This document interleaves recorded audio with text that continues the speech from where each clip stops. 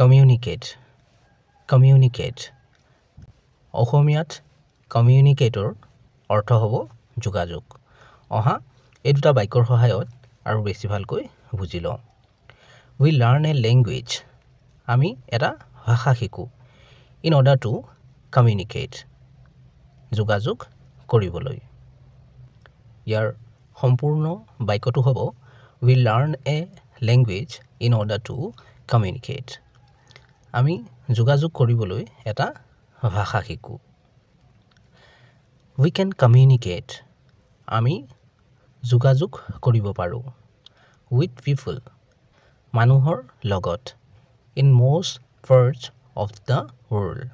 পৃথিৱীৰ বেছিভাগ ঠাইৰ। By telephone. টেলিফোনৰ জৰিয়তে।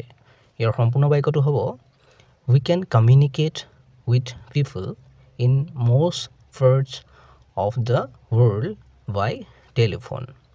আমি পৃথিৱীৰ বেছিভাগ ঠাইৰ মানুহৰ লগত টেলিফোনৰ জৰিয়তে যোগাযোগ কৰিব পাৰোঁ। চেনেলটো ছাবস্ক্ৰাইব কৰি ল'বা কাৰণ এনে ধৰণৰ ভিডিঅ'বোৰ ইয়াতে পাই থাকিবা।